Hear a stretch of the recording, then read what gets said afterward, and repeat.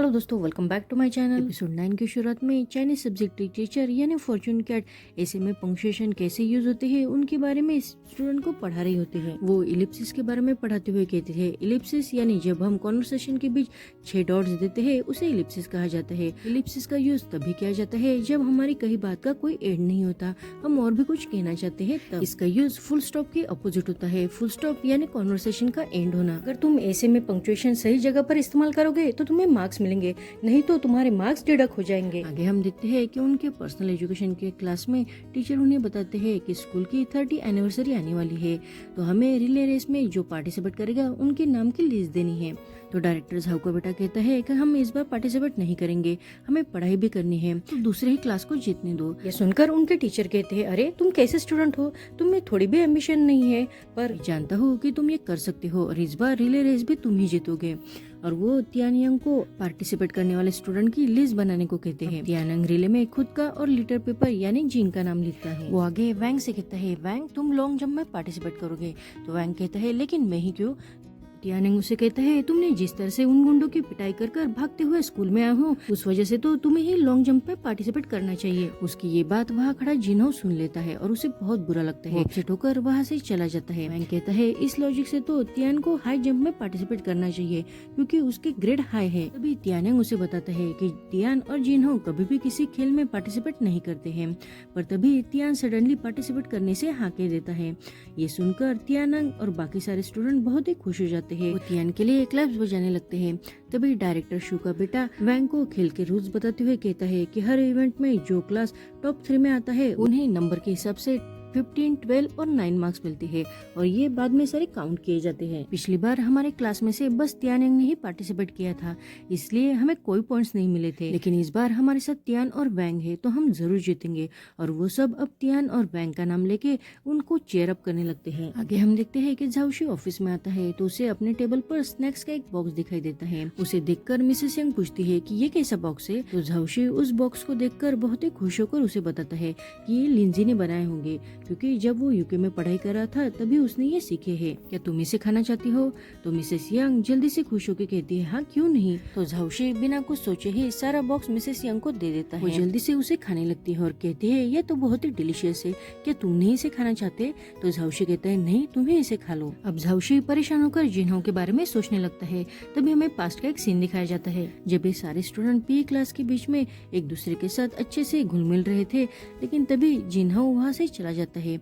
ये बात झाउशी देख लेता है और वो जल्दी से जिन्हो को रोककर उसे पूछता है, मैंने देखा कि तुम तुम्हारे क्लासमेट के साथ घुल मिल नहीं रहे हो, मैंने तुम्हें पढ़ाया है, मुझे पता है कि तुम दिल के बुरे नहीं हो। वैंग को मारने के लिए लोग भेजना ये बात गलत ही थी, लेकिन वो सब अब खत्म हो गया है। अब जिन्हो बहुत ही गुस्सा होते हुए कहता है, उसका नाम तो मेरे सामने कभी मत निकालना, कैसे सब खत्म हो गया है, हर बार सारे क्लासमेट ने बस मुझे छोड़कर उसे ही पसंद किया है, उसकी ही तारीफ की है। अब वो रोने लगता है। वो आगे कहता है कि वैंग तो बस साल के बीच में ही आया था, वो पढ़ाई के अलावा किसी भी चीज में अच्छा नहीं है, लेकिन फिर भी इजीली सबने उसे एक्सेप्ट कर लिया। उसे सबके साथ घुलने मिलने में या एडजस्ट करने में कभी कोई हार्ड वर्क नहीं करना पड़ा। लेकिन तुम्हें पता है क्या कि जब मैं क्लास ए में ट्रांसफर करके आया तो मुझे कितना हार्ड वर्क करना पड़ा। मैंने सारे स्टूडेंट का इंटरेस्ट चेक किया, उन्हें फॉलो किया, उन्हें सबको खाने की ट्रीट भी दी, उन्हें जैसा पसंद है वैसे रहने की कोशिश की और फाइनली मैं उनके क्लोज आ गया। लेकिन वैंग ने क्या किया, वैंग ने एक बार ही आकर मेरी सारी मेहनत पर पानी फेर दिया। इतना ही नहीं, तो इंग्लिश सब्जेक्ट की बात किया जाए तो तुम्हें तो पता ही है कि मैं क्लास में बेस्ट था। तियान जैसा होशियार स्टूडेंट भी मुझे इंग्लिश में कभी भी हरा नहीं पाया, हमेशा मेरे इंग्लिश के आंसर की आंसर रहे हैं, सब लोग उसे फॉलो करते थे, लेकिन जब से वैंग आया है तब से वही इंग्लिश में टॉप कर रहा है। अब जिन्हो ने तो ये सारी बातें अपनी इंसल्ट समझकर दिल पे ले ली थी। अब झाउशी उसे समझाते हुए कहता है कि हर एक स्टूडेंट की अलग स्ट्रेंथ होती है, हम एक दूसरे को कंपेयर नहीं कर सकते हैं। पर जिन्हो कुछ भी समझने के मूड में नहीं था। वो कहता है, मैंने बस एक ही गलती की है और आज देखो मेरे पास मेरा कोई भी दोस्त नहीं है, उस वैंग की वजह से मेरा नेम, मेरा फेम सब कुछ चला गया है। मिसेस यंग ही मुझ पर यकीन करती थी, लेकिन वो भी अब मुझ पर नाराज हो गई है। इतना करके वो जोर जोर से रोने लगता है। अब सीन प्रेजेंट में शिफ्ट होता है। मिसेस यंग झाउशी से कहती है, ये स्नैक्स सच में बहुत अच्छे है, क्या तुम इसे खाना नहीं चाहते हो? तो झाउशी से कहता है, नहीं तुम ही इसे खा लो। अब झाउशी को परेशान देखकर मिसेस यांग पूछते हैं कि तुम्हें क्या हुआ है। तो झाओशू उसे कहता है जब हम छोटे से बड़े होते हैं तो हमें कितनी कठिनाइयों का सामना करना पड़ता है और कुछ बातें तो हम बहुत दिल पे ले लेते हैं, लेकिन जब हम बड़े हो जाते हैं तो हमें पता चलता है कि यंग एज में जिन प्रॉब्लम को हम बहुत बड़ा समझते हैं एक्चुअली ओल्ड एज में वो प्रॉब्लम बहुत ही आसान लगते हैं। अब झाओशी की इन थॉटफुल बातों से मिसेस यंग उसके पास जाकर उसे समझाने लगती है और उसे फिर से वो स्नैक्स खाने के लिए पूछती है, लेकिन झाओशी कहता है नहीं, उसे तुम ही खा लो। हम देखते हैं कि स्कूल के 30 एनिवर्सरी का डे आता है। अब सारे टीचर स्टूडेंट के क्लास में जाकर उन्हें चेयर अप करने लगते हैं। तभी मिसेस ही अपने क्लास के पास आकर उनसे कहता है कि तुम्हारी स्लोगन क्या है। तो वो सब एक साथ कहते हैं कि जीतना और हारना ये तो एक गेम है। ये स्लोगन सुनकर मिसेस ही तो हंसते हुए पूछते हैं ये स्लोगन किसने बनाई है। तो सब तियानंग की तरफ इशारा करते हुए कहते हैं कि ये इसने ही बनाई है। तो तियानंग कहता है हाँ, क्योंकि जीतना और हारना एक तो एक गेम है और हम सच में स्पिरिट वाले हैं। हमारे अंदर स्पोर्ट्स स्पिरिट है और हमें पता है कि इस बार हम पक्का जीतेंगे। उसने जो सुपर ए वाली टी शर्ट स्पेशल डिजाइन की थी उसे दिखाते हुए कहता है हमारा क्लास ए सच में बहुत सुपर है। उसे देखकर मिस्टर ही कहता है अरे इसे कौन पहनना चाहेगा। तो कुछ स्टूडेंट कहते हैं हाँ, इसलिए हमने इसे नहीं पहना है। लेकिन तभी मिसेस यंग वहाँ आकर उसने जो टी शर्ट बनाई थी उसकी तारीफ करने लगती है। तो जियानिंग कहता है कि यही हमारी असली टीचर है। वो सब मिसेस यंग की तारीफ करते हुए कहते हैं कि आज आप बहुत ही ब्यूटीफुल लग रही हो। तो वो कहती है मेरी तारीफ करना बंद करो और तुम जल्दी से चेंज करो क्योंकि हमें पहले फोटोशूट भी करना है। तियानंग सबसे कहता है कि बस वैंग ही ऐसा है कि जिसने मेरे हार्ड वर्क को पहचाना है, क्योंकि वैंग ने ही उसकी सुपर ए वाली टी शर्ट पहनी हुई थी। तभी वैंग कहता है मुझे फिर से एक टी शर्ट दो। तो तियानंग उसे कहता है क्या तुम फिर से पहनना चाहते हो। तो वैंग उसे कहता है नहीं, ये इसके लिए है। और वैंग वो शर्ट तियान को देने लगता है, लेकिन तियान कहता है मैं नहीं पहनने वाला। तो वैंग उसे कहता है प्लीज पहन लो, तियानंग ने इस पर बहुत हार्ड वर्क किया है। तो तियान कहता है नहीं, मुझे नहीं पहननी। तो वो कहता है कि आज के दिन ही पहन लो, लेकिन तियान फिर भी मना करता है। और वैंग थोड़ा सा अपसेट होते हुए कहता है भाई प्लीज आज के दिन इसे पहन लो। अब ये सुनकर सारे स्टूडेंट उसे टीज करते हुए कहते हैं अरे ये तो इसका भाई है। और वो सब तियान को बड़े भाई कह के टीज करते हैं। अब तियान भी हंसकर वो शर्ट ले लेता है। तियान के शर्ट लेने से अब वैंग भी बहुत खुश हो जाता है और बाकी स्टूडेंट भी उससे टी शर्ट लेके रेडी हो जाते हैं। आगे हम देखते हैं कि सब क्लास की पूरे टीचर स्टाफ के साथ फोटो खींची जाती है। अब क्लास ए की बारी आती है। वो अपना सुपर ए दिखाते हुए फोटो खींचते हैं। तभी डायरेक्टर शो मिस्टर ही से कहते हैं कि पिछली बार तुम्हारे क्लास की क्या प्रोग्रेस थी। तो वो सब बताते हैं कि हम लास्ट प्लेस पर थे। डायरेक्टर शो कहते हैं तुम तो इतने उत्साही दिख रहे हो कि मुझे नहीं लगता कि इस बार तुम लास्ट प्लेस पर आओगे। चलो मैं तुम्हारे साथ बेट लगाता हूँ, अगर तुम्हारे क्लास ने रिले रेस जीती तो मैं तुम सबको ड्रिंक की ट्रीट दूंगा, लेकिन अगर तुम हार गए तो तुम्हें एक हफ्ते तक टॉयलेट साफ करना होगा। ये बेट सुनकर तियानंग कहता है ये बेट तो बहुत ही टेरिबल है, क्योंकि अगर हम हार गए तो हमें टॉयलेट एक हफ्ते तक साफ करना होगा, ये तो फेयर नहीं है। तो सब इस बेट के लिए मना करने लगते हैं। तो डायरेक्टर शू कहते हैं तो तुम क्या चाहते हो।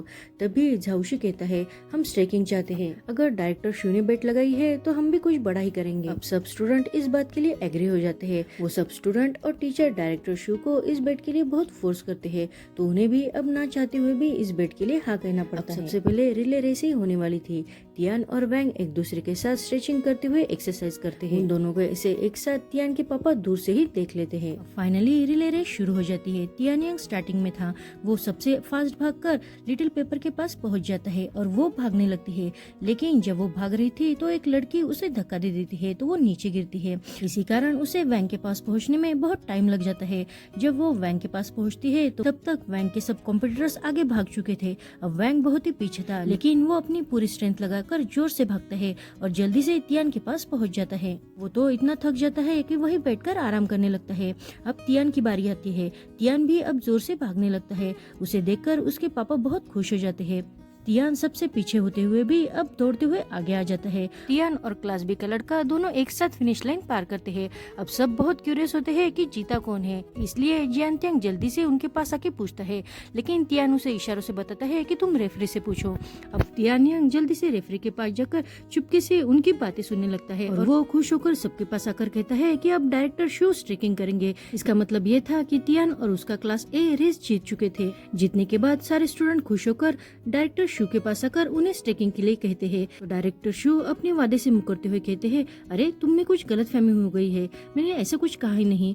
मैंने तो ये कहा था कि तुम्हें सारे रेस में टॉप स्कोर करना है। नहीं, टीचर के साथ जो पीके मैच होने वाली है उसमें भी तुम्हें जीतना होगा। मैं मेरा वादा पूरा करूंगा। अभी सुनकर सारे स्टूडेंट गुस्सा होते हुए कहते हैं, डायरेक्टर शू आप चीटर हो। आगे हम देखते हैं कि रिले रेस जीतने के कारण तियान और वैंग दोनों भी बहुत खुश थे। वैंग तियान के गले में हाथ डालते हुए उसके साथ बातें करते हुए आ रहा था। तभी सामने से तियान के पापा आ जाते हैं।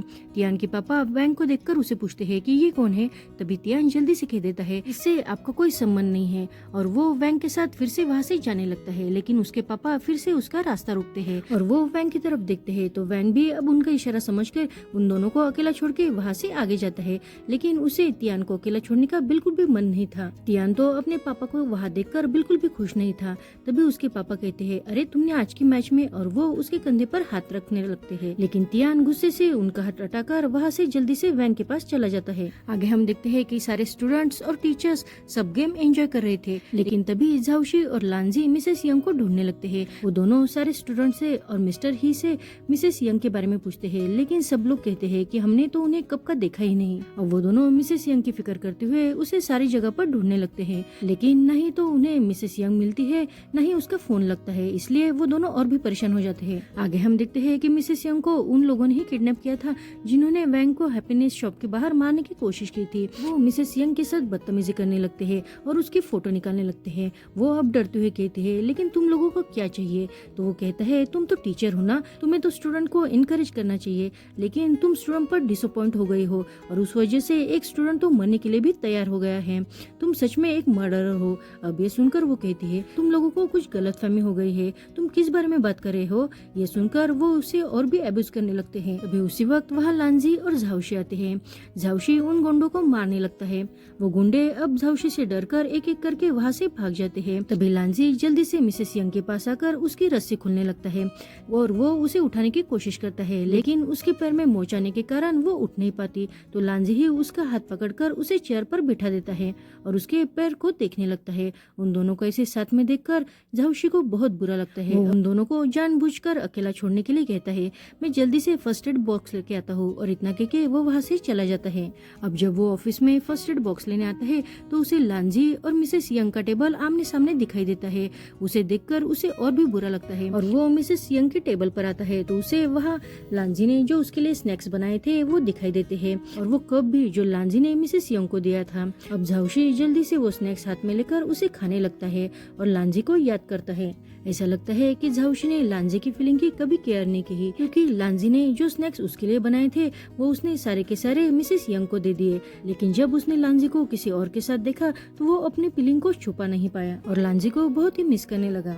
लांजी को डोर के बाहर ही फर्स्ट एड बॉक्स दिखाई देता है तो वो उसे अंदर लाते हुए कहता है, ये झाओशी भी ना बहुत ही इररिस्पॉन्सिबल है। तो मिसेस यंग कहती है, लेकिन वो अभी तक आया क्यों नहीं?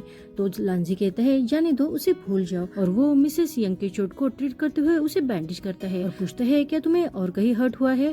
तो वो कहती है, नहीं, मेरा हाथ और पैर तो अभी ठीक है, लेकिन मैं सोच रही हूँ कि उन गुंडों ने कहा था कि मैंने जिन्हाओ को मरने के लिए छोड़ दिया है, लेकिन ऐसा तो नहीं है। मैं एक टीचर हूँ और मैं सारे स्टूडेंट को इक्वली ट्रीट करती हूँ। मैं हर स्टूडेंट के लिए रिस्पॉन्सिबल हूँ, लेकिन मैंने जिन्हाओ पर कभी भी गिव अप नहीं किया है। मैंने उसके लिए फिर से एक अलग स्टडी प्लान तैयार किया था। और वो और भी पैनिक होते हुए जिन्हाओ के लिए उसने क्या क्या किया था वो सारी बातें लांजी को बताने लगती है।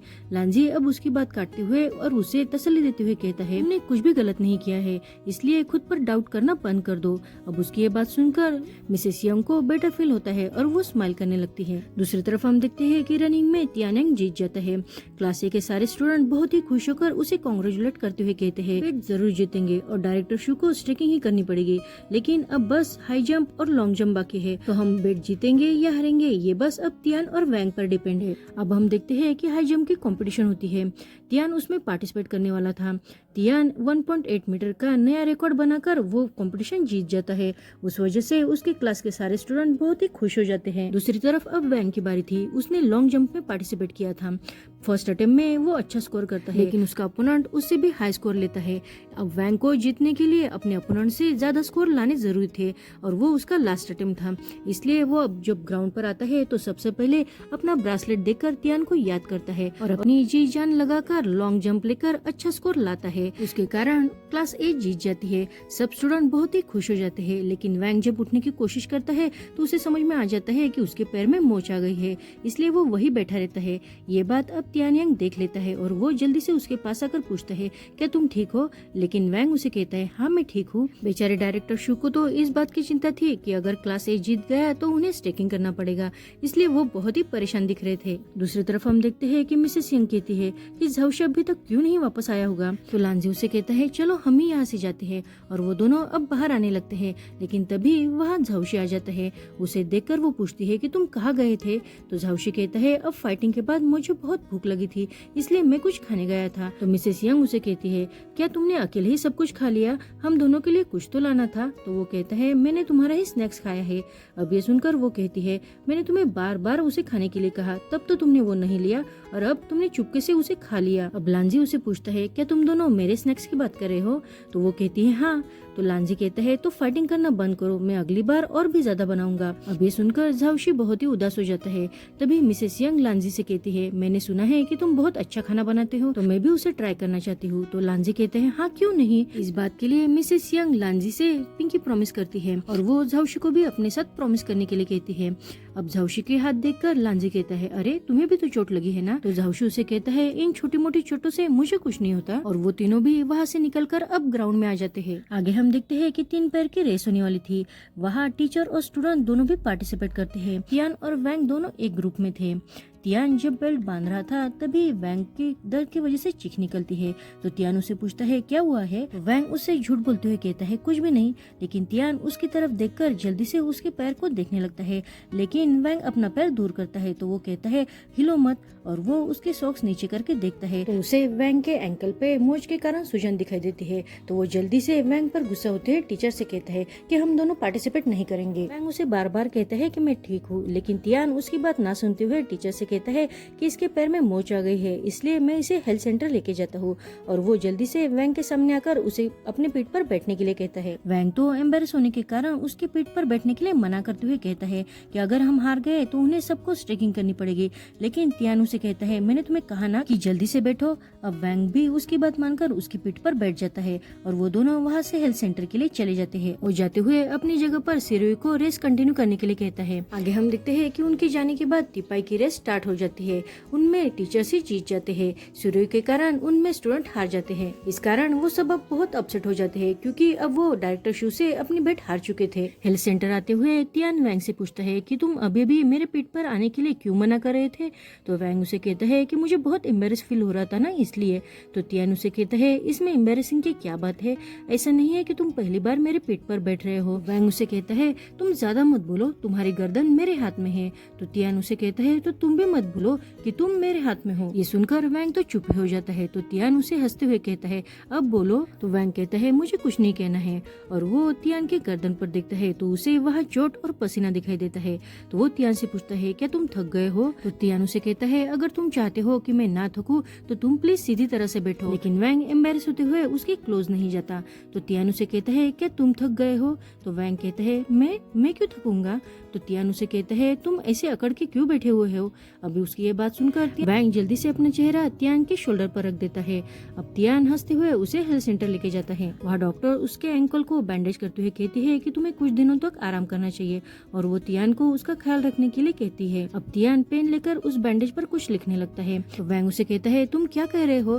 तो तियान ने उसके बैंडेज पर एक डॉट निकाला था। तो वैंग कहता है, तुम सच में बहुत ही कम बोलते हो और तुमने अपनी तरह ही बहुत कम लिखा है, लेकिन तुम्हें पता है ना कि डॉट का मतलब क्या होता है? डॉट यानी कॉन्वर्सेशन का फुल स्टॉप। अब ये सुनकर तियान जल्दी से और डॉट बनाते हुए इलिप्सिस बनाता है और उसे पूछता है, क्या अब ये ठीक है? उसे देखकर अब वैंग तो बहुत ही इमोशनल हो जाता है, क्योंकि उसका मतलब ये था कि उन दोनों का रिश्ता ऐसे ही बढ़ने वाला है, जिसका कोई एंड नहीं था। अब बाकी सारे स्टूडेंट वैंग को देखने के लिए हेल्थ सेंटर आ जाते हैं। वैंग उसे पूछता है कि रेस का क्या हुआ? तो वो बताते हैं कि हम हार गए हैं। तो सिरोई कहता है, इसमें मेरी ही गलती है। तो वैंग उसे कहता है, तुम्हारी नहीं, इसमें मेरी गलती है, क्योंकि मैंने अपने पैर का ख्याल नहीं रखा। और वो सब तियान के हाथ से पेन लेकर बैंडेज पर कुछ न कुछ लिखने लगते हैं। तभी जियानिंग कहता है, अरे मुझे ऐसा लगता है कि हम कुछ जरूरी बात भूल रहे हैं। तो तियान उसे कहता है, हम बेड के बारे में भूल रहे हैं। आगे हम देखते हैं कि वो सब डायरेक्टर शू के पास आते हैं। डायरेक्टर शू वैंग की चोट के बारे में पूछता है तो वो कहता है कि मैं अब ठीक हूँ। तो तियान कहता है, डायरेक्टर शू हम एग्री करते हैं कि हम बेट हार गए हैं। डायरेक्टर शू उन्हें कहते हैं, इसमें कोई बड़ी बात नहीं है, तो तुम इसे भूल जाओ, वो तो एक मजाक था। लेकिन तभी तियानिंग कहता है, नहीं, हमने अगर बेट लगाई है तो हम उसे पूरा भी करेंगे। ये सुनकर मिसेस यंग शॉक होते हुए कहती है, क्या तुम सीरियसली ये करने वाले हो? तो डायरेक्टर शू उसे ये सब करने से मना करने लगता है। लेकिन वो स्टूडेंट डायरेक्टर शू की बात ना मानते हुए अपने कपड़े उतारने लगते हैं। उन्हें ऐसा करते देख सारे टीचर्स उन पर हंसने लगते हैं और गर्ल्स और लेडी टीचर अपनी आंखें बंद कर लेती है। क्लास के सारे स्टूडेंट जैसे उन्होंने बेट लगाई थी उसी तरह से वो नंगा होकर अब ग्राउंड में भागने लगते हैं। उन सबको ऐसा करते हुए देखकर वैंग खुद से ही मन में कहता है कि बुक में सही कहा था, 16 और 17 इयर्स ओल्ड के सारे बच्चे कुछ भी कर सकते हैं। वो एक शाइनिंग स्टार की तरह होते हैं। वो तो बस अपने किसी एक का यानी ओनली वन का ही इंतजार कर रहे होते हैं। यहीं पर हमारा ये एपिसोड खत्म होता है। Thank you for watching.